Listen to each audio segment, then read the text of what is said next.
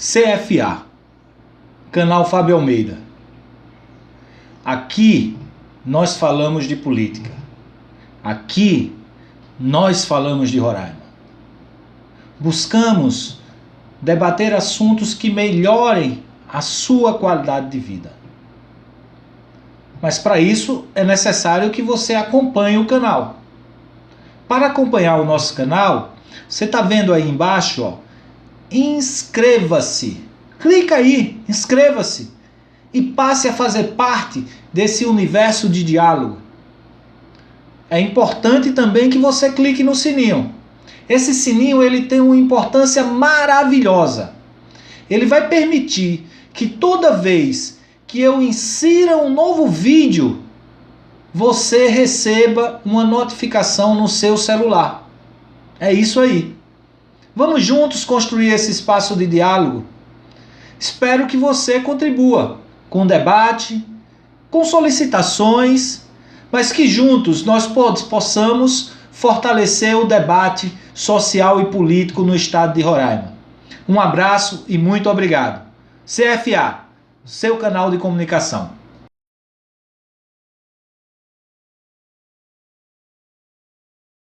Olá, tudo bom? Mais uma terça-feira.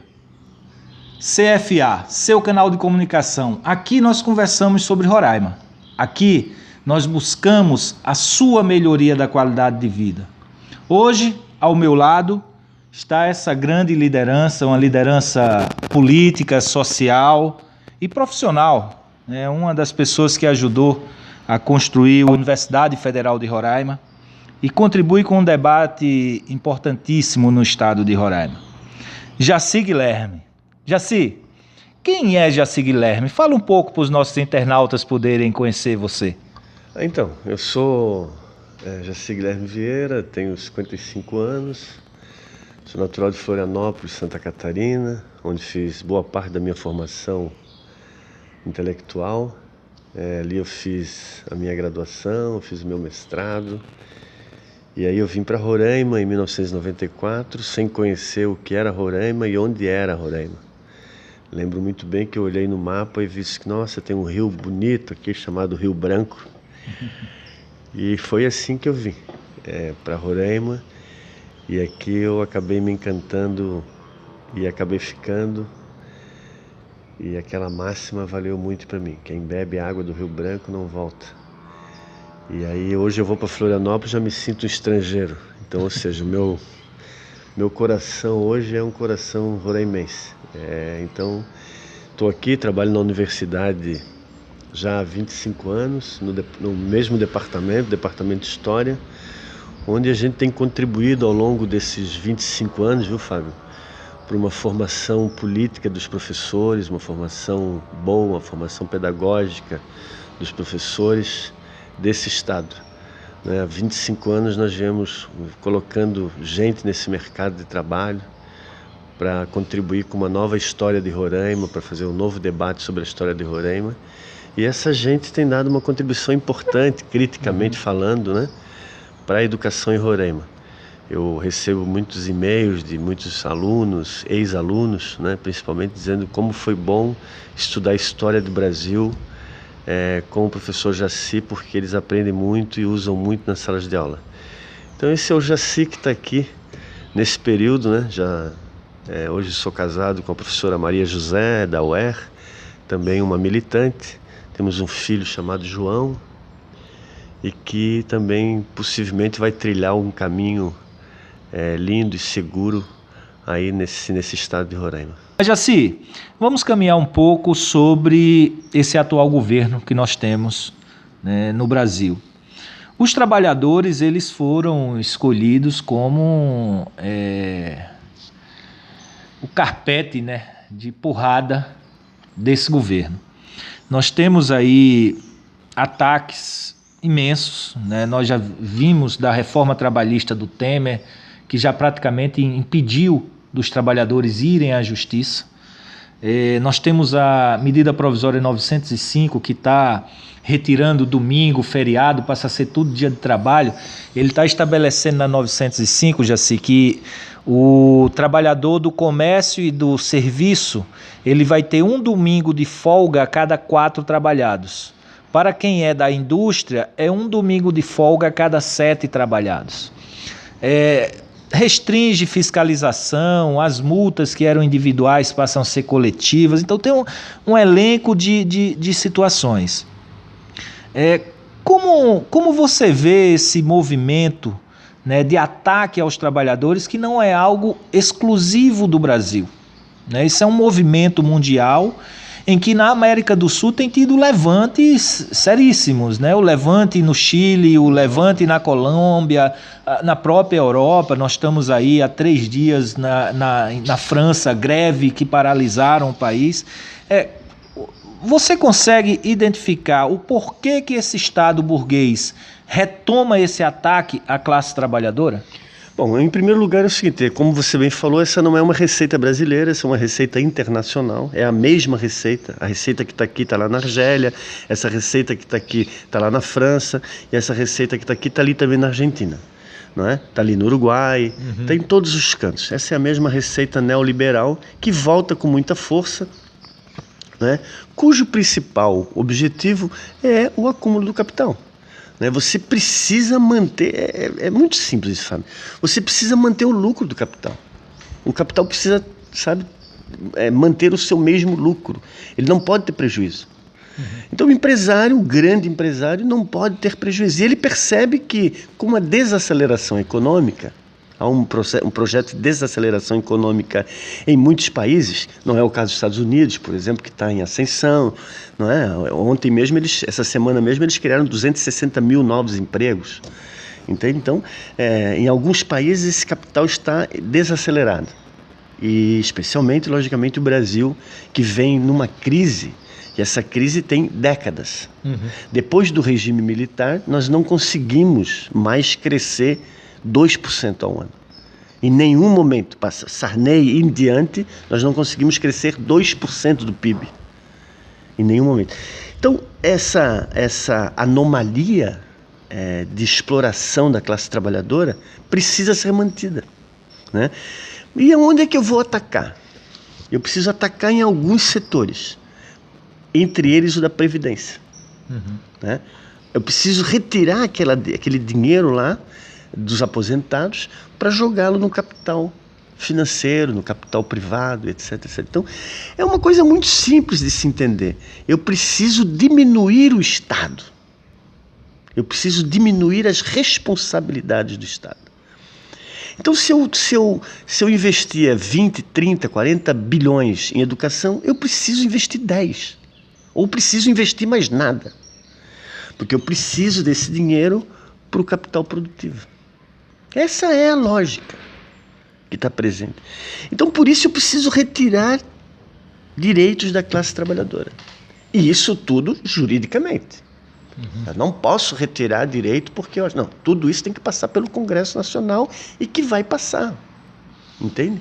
Que vai passar. Essas reformas todas elas estão passando porque hoje o Congresso Nacional está fazendo o que não fazia, que é o serviço de casa. Então eles estão fazendo um trabalho sujo, não é? Que é a retirada de todos os direitos dessa classe trabalhadora.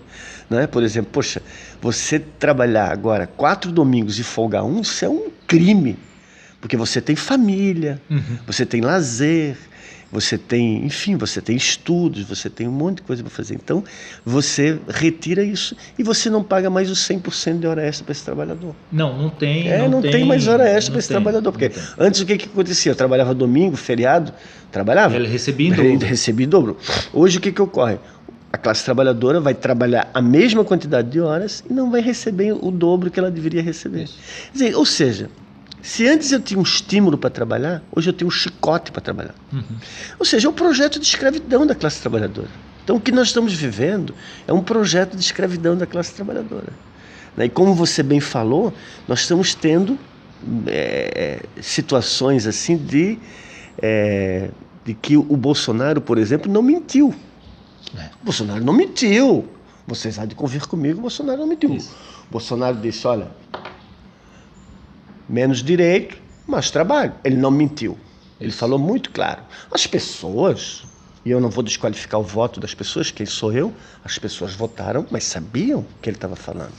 Não interpretaram? Aí é uma outra história. Mas esse era o projeto. E é o projeto de diminuição do Estado. É importante que a gente vai falar também desse projeto de diminuição do Estado, essa reforma administrativa que vai ser colocada, que não é só uma reforma, mais uma reforma trabalhista, mas a reforma administrativa que ele está colocando é uma reforma de enxugar o Estado. Eles estão pensando cada vez mais em enxugar o Estado, que é o modelo norte-americano. Você está ali com a perna quebrada, se você tiver $1.000, você vai ser atendido. Se você não tiver $1.000, pode sofrer. Na cadeia, eu não vou te atender. É assim que funciona. Você acredita que na saúde nós porque até 1988 o Brasil funcionava assim. Quem tinha carteira assinada tinha atendimento. Quem não tinha, tinha que esperar a LBA aparecer para poder ter algum atendimento de saúde. Do INSS. Exatamente isso. Quer dizer, é aquele modelo lá, porque nós já vivemos esse modelo. Né? Mas nós tínhamos posto de saúde, as pessoas, a sociedade era menor, Fábio. Nós tínhamos 70 milhões de habitantes. Hoje nós temos 200 milhões de habitantes. E a estrutura permanece praticamente a mesma. Claro, a estrutura. Nós tínhamos 70 milhões de habitantes nos anos 70. Nós temos 200 milhões de habitantes. E a estrutura hospitalar praticamente é a mesma. Vou te dar um exemplo de Roraima. Isso. Não precisa ir a Santa Catarina, mas vou te dar um exemplo de Roraima. Nós temos o mesmo hospital construído lá na época do doutor Elesbão, né? Entende? A mesma maternidade. A mesma maternidade. Desde 1996, que é a última reforma que passou depois das mortes dos bebês, que foram feitas uma ampliação, de lá para cá a mesma coisa. Então, exatamente. Mas, sabe, toda a estrutura é isso. Toda a estrutura. O corpo de bombeiros ali é o mesmo, construído na época do Otomar. Então, não é só hospitalar, não. A questão de segurança é mesmo. As delegacias devem ter 2 ou 3 a mais. Nós temos uma delegacia de mulher aqui, e que não funciona. Fechada. Então você tem as mesmas estruturas, só que essa população duplicou. E o caso de Roraima é pior. Com a imigração, nós temos hoje 30, 40 mil aqui pessoas. Isso. A mais. Quer dizer, para o bem ou para o mal, essas estruturas eles também utilizam. Os postos de saúde estão cheios de venezuelanos pegando remédio. Entende? Então, esse é o modelo que está aí, é o modelo de diminuir o Estado cada vez mais. Então, cada vez que você diminui o Estado, né, você sobra dinheiro para você aplicar no capital. É muito lógico isso. Mas não é só isso, Fábio. O grande projeto desses caras é pagar a dívida externa. Esse é um detalhe importante que não pode ser escapado. Pessoal, nós temos hoje 40% do PIB nosso sendo desviado. Todos. No governo Bolsonaro chegamos a 47%. Olha, tá vendo? Mas me ajudas. Eu estava falando em 41%. 47%. 47% do PIB está indo para a dívida externa, exclusivamente para juros da dívida externa. O que o Guedes vai fazer agora? Vai pegar 200 bilhões dos fundos e vai pagar 5% da dívida. Cara, 200 bilhões dá para botar na iniciativa privada e dá para dar emprego aí para milhares de pessoas. Mas ele vai lá e vai pagar os banqueiros. Veja que projeto. Então esse é o projeto, esse é o modelo. Eu não vejo muita a população saindo às ruas, falando sobre isso. Rapaz, eu queria só aproveitar aqui esse momento para a gente já estar bem esgotando, né? Mas é só para...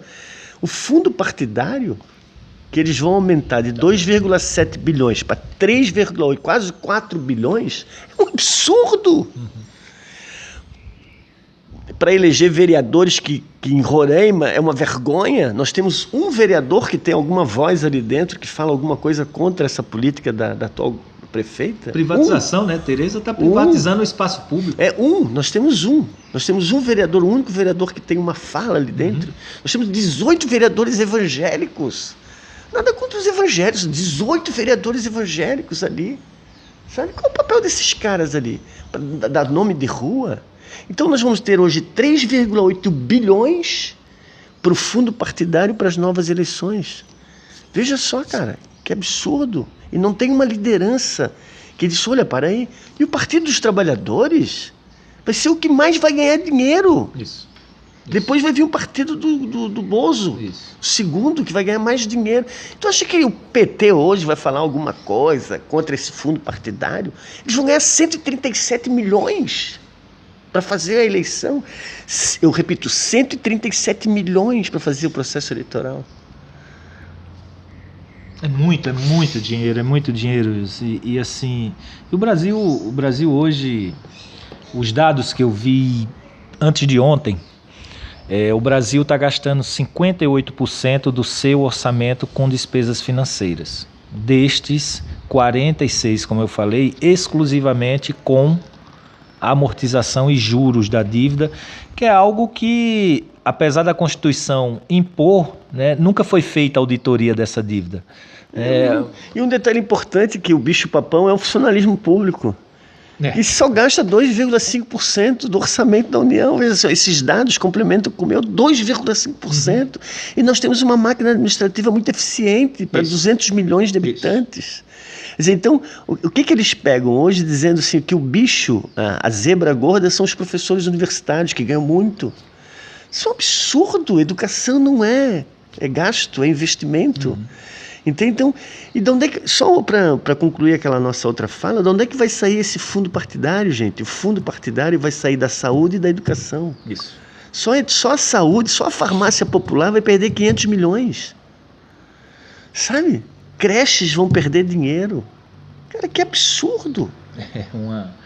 Jaci, a gente está falando da imoralidade que é o fundo, e nós temos uma reconfiguração da educação pública, né? Os serviços públicos passaram a também ser uma galinha dos ovos de ouro para determinados segmentos empresariais brasileiros e internacionais.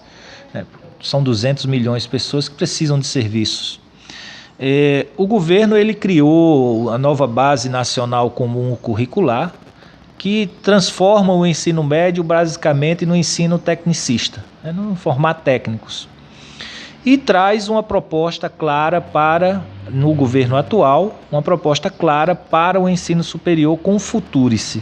Como é que você avalia essa proposta do governo com o Futurice? É o primeiro passo para a privatização do ensino superior público e gratuito no Brasil? Na verdade, Fábio, esse Futurice foi muito alarmado pelo governo, né, como uma saída para a educação superior. Mas ele acabou não tendo repercussão, ele não teve eco.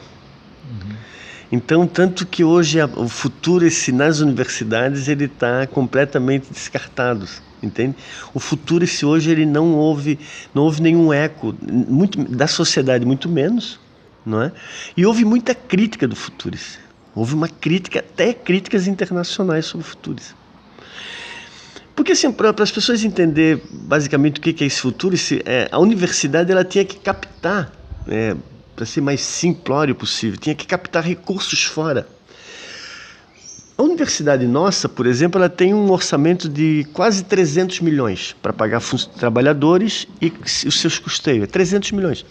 Vocês acham que o Perim vai dar 300 milhões? Vocês acham que a Brasferro vai dar algum dinheiro para a universidade? Então essa proposta para algumas sociedades, como alguns estados, como o estado de Roraima, não se sustenta. Porque nós não temos empresários em Roraima que vão sustentar o ensino superior. Pelo contrário, esses caras sobrevivem do ensino superior. Porque muitas dessas empresas, como Perim, aluguel de carro, e etc., móveis, etc., vendem para a Universidade Federal de Roraima. Então, eles não vão doar nada para a universidade. Por isso que a maioria dos reitores e o clube de reitores é determinadamente contra esse modelo que o Weintraub, que é o ministro da Educação, colocou, e ele caiu em desuso. Me parece que agora eles inventaram uma nova modalidade para os IFES, né? Para os IFES, mas que de certa forma não sei qual é que vai ser a repercussão disso. Foi nessa semana que eles estão tentando implantar para os institutos federais uma espécie de Futurice para os IFES, mas ainda não tem uma repercussão. Mas enfim, para concluir, esse Futurice ele não teve grande repercussão, né? Porque houve uma crítica muito severa. Tanto isso é verdade que a pressão dos estudantes, principalmente, e do nosso sindicato, fez com que eles devolvessem, em setembro, boa parte do dinheiro que eles tinham cortado. Na nossa universidade, eles cortaram 22, eles devolveram 7 milhões. Né? E essa política de corte, ela não é de hoje, né? Ela é uma política que faz parte das estruturas dos governos e que elas impedem completamente o desenvolvimento das atividades. Mas, Jaci, para nós concluirmos nosso bate-papo, eu queria aqui trazer um tema um pouco mais teórico, político, econômico, que é a crise do capitalismo. O capitalismo ele vive uma crise, né, esse processo, uma ampliação imensa da financiarização, né, do dinheiro gerando dinheiro. Apesar desse dinheiro para gerar dinheiro, ele tem um nível de exploração indeterminado em vários locais do mundo. Né? Você acredita que o capitalismo ele caminha para a sua derrocada? Eu acho que a classe trabalhadora como um todo, e a gente está falando de mundo, né, tem muita dificuldade no processo de organização. E vamos falar em termos de Brasil. Nós agora comemoramos o Campeonato Mundial das Libertadores com o Flamengo. Isso. Nós saímos daqui, as pessoas saíram daqui, de Roraima, foram ao Rio de Janeiro para assistir num estádio. Não foram nem ao Peru. Outras foram ao Peru, etc. Trabalhadores saíram de ônibus, 5, 6 dias de ônibus, para assistir o futebol. E em Roraima a gente teve uma manifestação que durou até a madrugada, inclusive com acidentes, com mortes, etc, etc. Enquanto isso, nós estamos passando um processo seríssimo com relação às reformas do Estado, e nós não vemos uma manifestação. Então, nós temos muita dificuldade de nos organizarmos. Enquanto que para uma festa nós nos organizamos muito rapidamente, e com o aparato da prefeitura aqui, inclusive. A prefeitura deu todo o aparato para essa festa, com segurança e tudo. Quando nós fizemos uma passeata, nós não fomos multados, mas eles fazem cara feia. A prefeitura deu todo o aparato, inclusive instalou 2 telões nas 2 praças para o futebol, para o jogo de futebol. E a população. Então nós temos uma dificuldade muito grande, porque nós não somos educados para isso. Nós não somos educados para discutir isso que nós estamos discutindo aqui hoje. Então nós não fomos educados. Nós temos raiva de índio, nós temos raiva de negro, nós somos racistas, nós queremos que o índio se dane. Então nós temos uma sociedade com muitos problemas nesse sentido. Então, para derrotar o sistema capitalista, precisa da organização da classe trabalhadora, precisamos de polos. E precisamos fazer o processo revolucionário. Assim como foi na Revolução Francesa. Como é que eles derrubaram o absolutismo? Eles derrubaram o absolutismo da noite para o dia? Não, eles foram um processo de organização. A própria burguesia se reorganizou para fazer o processo e acabar com o absolutismo. E implantar o sistema capitalista. Que depois do absolutismo é o capitalismo. Entende? É o fim da época feudal. É o marco da época feudal. A Revolução Francesa. E aí eles constroem o projeto produtivo com a Revolução Industrial. E começam a explorar a classe trabalhadora até hoje, mais de 300 anos nesse processo. Então, para derrotar o sistema capitalista, nós precisamos estar organizados, nós precisamos estar educados, nós precisamos estar organizados nos nossos sindicatos, nós precisamos estar organizados nas escolas. Nós não estamos organizados. Quem fala isso é mentiroso. As pessoas podem acreditar num processo revolucionário diferente, mas saber que essa revolução está próxima a acontecer e que o sistema capitalista está próximo é mentira. Porque nós não estamos organizados para isso. Nós precisamos nos organizar, nós precisamos nos educar para isso, nós precisamos ler. Mas assim, só uma pergunta aqui. O nível de exclusão, de fome, de miséria, só cresce. Essa exclusão, ela não vai levar a uma auto-organização dessa população? Eu acho o que nós vivemos hoje no Chile é algo bem interessante. E a população, ela se auto-organizou ali. Não num processo revolucionário de ruptura com o capitalismo, né? Mas é de romantização, de transformar o Chile, que é um país liberal, num país social-democrata.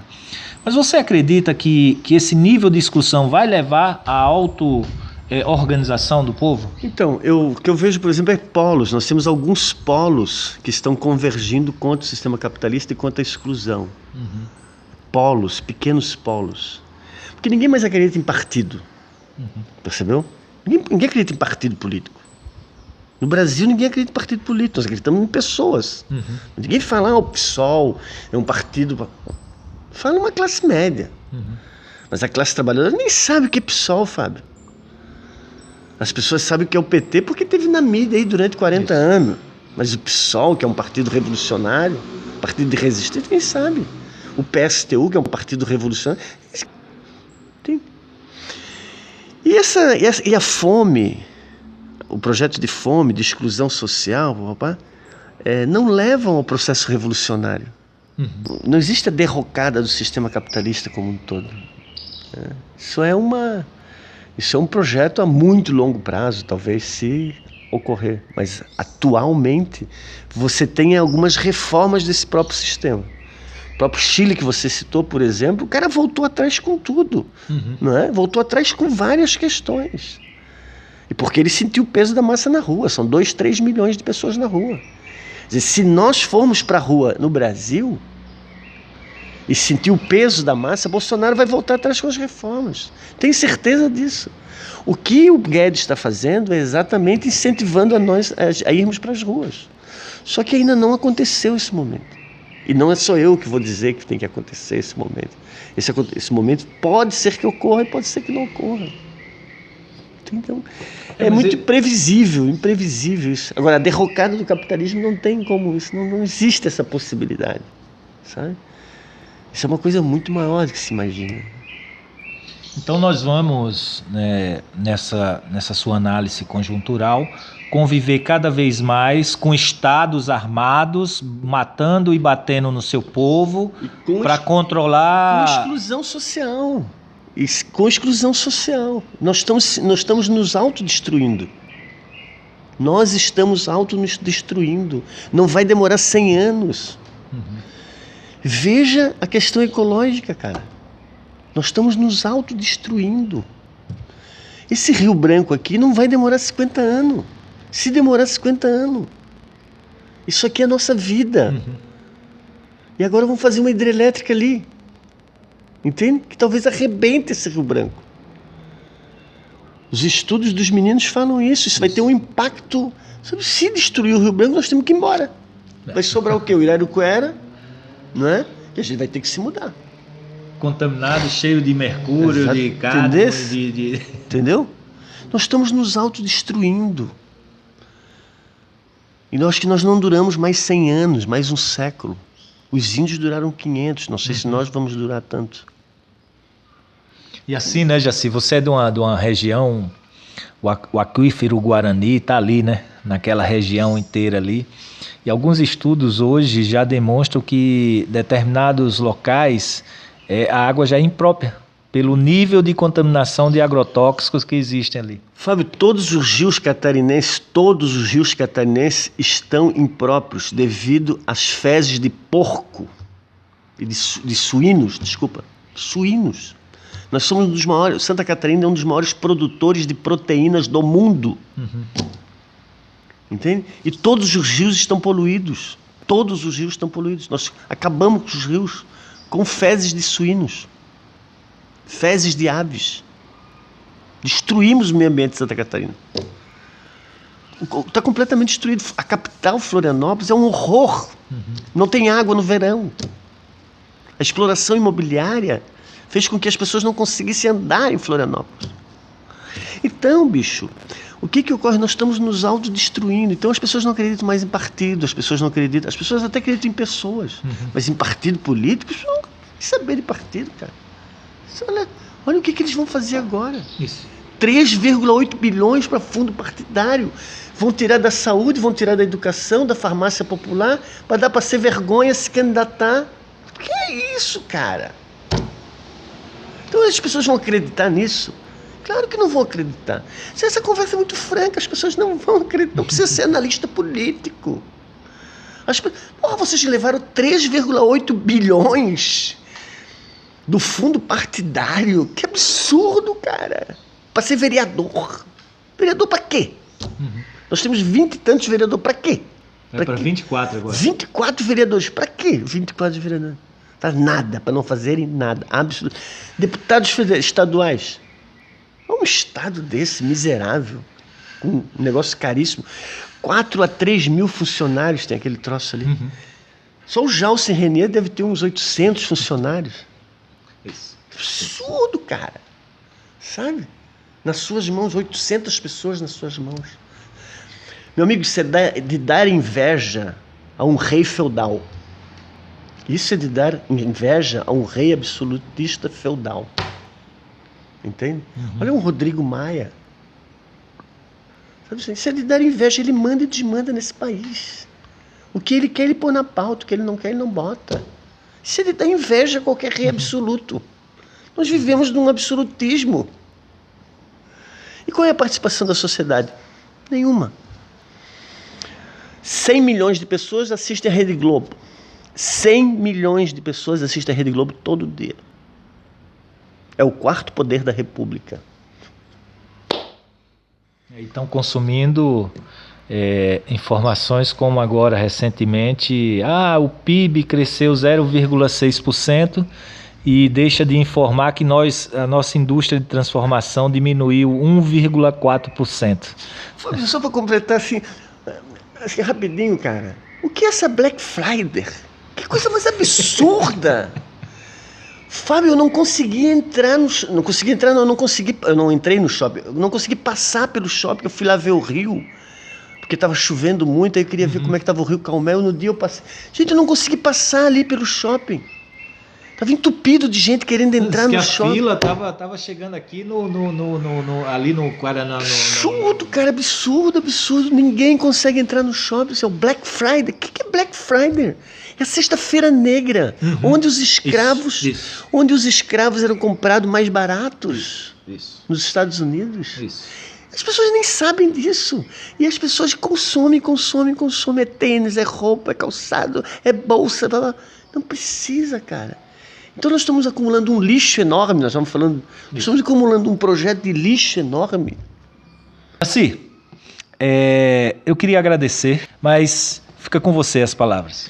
Então, pessoal, eu queria assim, agradecer ao Fábio, que teve essa gentileza de vir aqui, até a minha casa aqui, fazer essa entrevista comigo, onde a gente se sentiu bastante à vontade, e dizer assim, olha, que a gente está num processo bastante difícil, muito complicado, mas nós precisamos estudar, nós precisamos ler e compreender essa realidade. Nós precisamos estudar, ler e compreender essa realidade. Se nós não conseguimos estudar, ler, a gente vai ficar fazendo fotos das luzes de Natal da Teresa, sabe? Que é muito amor pela cidade, etc. Mas a gente não vai conseguir o que está por trás disso, entende? A gente não vai conseguir. Isso é só um exemplo. A gente não vai conseguir o que está por trás disso. Tem por trás disso projetos políticos muito mais audaciosos, não é?